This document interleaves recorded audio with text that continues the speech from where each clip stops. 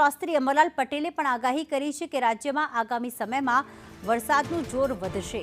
3 થી 6 જુલાઈ સુધી ભારેથી અતિભારે વરસાદની આગાહી કરવામાં આવી છે, જેમાં 6 જુલાઈની આસપાસ ઉપસાગરમાં બીજી સિસ્ટમ પણ બનશે અને 10 જુલાઈ સુધી અનેક વિસ્તારોમાં અતિભારે વરસાદ પડશે। ડાંગ, વલસાડ, સુરત અને નવસારીમાં અતિભારે વરસાદ પડવાની આગાહી અંબાલાલ પટેલે વ્યક્ત કરી। વડોદરા, ખંભાત, બોડેલી, મહીસાગરમાં પણ અતિભારે વરસાદ પડશે, જ્યારે પંચમહાલ, તાપી, નર્મદામાં પણ ભારે વરસાદની આગાહી કરવામાં આવી છે। અરવલ્લી, સાબરકાંઠા અને મહેસાણામાં પણ ભારે વરસાદ રહેશે। આ ઉપરાંત પાલનપુર, કાંકરેજ અને થરાદમાં પણ આ સિસ્ટમ સક્રિય થવાના કારણે ભારે વરસાદની શક્યતા વ્યક્ત કરવામાં આવી।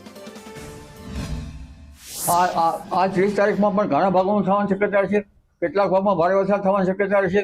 ઉલ્લેખનીય છે કે બંગાળ ઉપસાગરનું વહન જબરદસ્ત વહન આવી રહ્યું છે, જે તારીખ 3 થી 7માં રાજ્યના ઘણા ભાગોમાં ભારે વરસાદ થવાની શક્યતા રહેશે, જેમાં દક્ષિણ ગુજરાતના ભાગોમાં ભારેથી અતિભારે વરસાદ થવાની શક્યતા રહેશે, તેમજ મધ્ય ગુજરાતના ભાગોમાં પણ ભારેથી અતિભારે વરસાદ થવાની શક્યતા રહેશે, પૂર્વ ગુજરાતના ભાગોમાં પણ ભારેથી અતિભારે વરસાદ થવાની શક્યતા રહેશે, તાપી, નર્મદા, વિંધ્યના ભાગોમાં પણ ભારેથી અતિભારે વરસાદ થવાની શક્યતા રહેશે।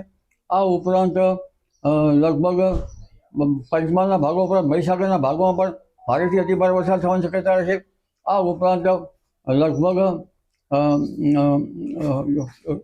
જે ઉત્તર ગુજરાતના ભાગો, બનાસકાંઠા, સાબરકાંઠા અને પાલનપુર વગેરે ભાગોમાં પણ ભારે વરસાદ થવાની શક્યતા રહેશે।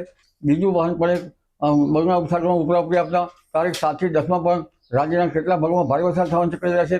કેટલાક ભાગો જળબંબાકાર બની જાય એટલે નદીઓમાં પૂર આવવાની શક્યતા રહેશે।